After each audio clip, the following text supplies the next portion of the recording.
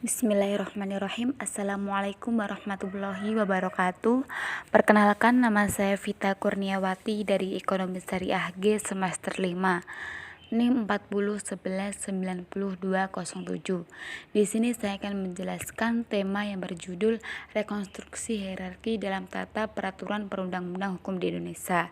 Dalam peraturan perundang-undang di Indonesia, hierarki telah diubah sebanyak 4 kali, namun masih mengandung permasalahan-permasalahan yang yuridis di dalamnya.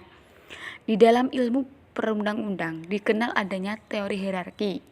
Teori hierarki merupakan teori yang menyatakan bahwa sistem hukum disusun secara berjenjang dan bertingkat-tingkat seperti anak tangga. Legal, historis, dan politik hukum pembentukan peraturan perundang-undang di Indonesia beserta permasalahan-permasalahannya. Kemudian pada 2 Februari 1950, pemerintah RI Yogyakarta menetapkan undang-undang yang mengatur tentang jenis-jenis dan hierarki peraturan undang-undang melalui Undang-Undang Nomor 1 Tahun 1950 tentang peraturan tentang jenis dan bentuk peraturan yang dikeluarkan oleh pemerintah pusat. Presiden Soekarno melalui Surat Presiden Nomor 2662/HK 1959 tertanggal 20 Agustus 1959. Pada tahun 1966, Majelis Musyawarah Rakyat sementara MPRS mengeluarkan ketetapan MPRS nomor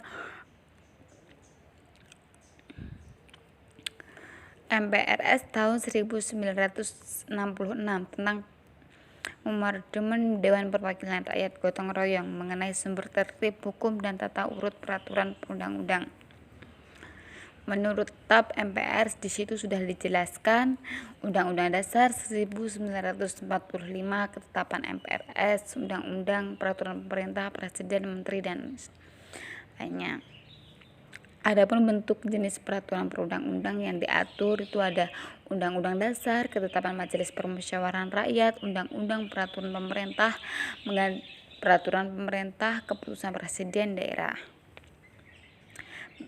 Banyak permasalahan yuridis dalam TAP MPRS nomor 3 MPRS 2000 tersebut menyebabkan pembaruan hukum yang terjadi pada 24 Mei tahun 2004 dengan disahkan Undang-Undang Nomor 10 Tahun 2004 yang berlaku secara efektif mulai November 2004 untuk mengganti tata urut peraturan perundang-undang dalam TAP MPR Nomor 3/MPR 2000. Undang-Undang Nomor 10 Tahun 2004 merupakan bentuk dari penyempurnaan dan perbaikan tata urut peraturan perundang-undang sebagaimana telah diatur dalam TAP MPR 3/MPR 2000. Pertama, disejajarkan kembali perpus tingkat dengan undang-undang. Kedua, kedudukan peraturan daerah di dalam Undang-Undang Nomor 10 Tahun 2004.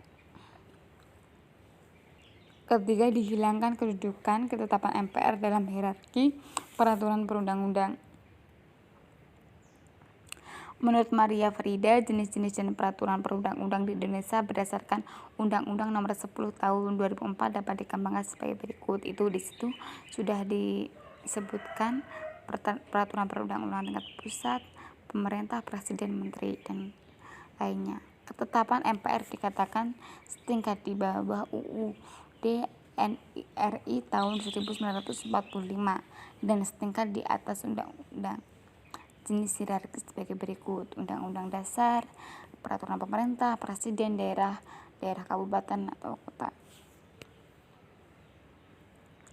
Menariknya, meskipun Undang-Undang Nomor 12 Tahun 2011 dipandang lebih sempurna daripada Undang-Undang Nomor 10 Tahun 2004, namun pada kenyataan masih ditemukan problematika permasalahan dalam Undang-Undang Nomor 12 Tahun 2011 tahun lebih kompleks dibandingkan dalam Undang-Undang Nomor 10 Tahun 2004.